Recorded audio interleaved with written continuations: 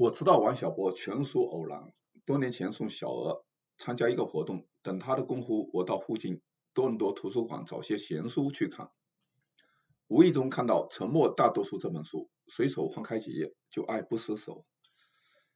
那是一种罕见的熟悉感，像有人在用我心里的语气在说话。平生我第一次产生要认识写书作者的念头。绿毛水怪，一只特立独行的猪。黄金时代，就连爱你就像爱生命，那俗不可耐的说明，我也是每个字都看完，写得真好。里面的内容干净的像水晶，低声絮语，却直抵人心。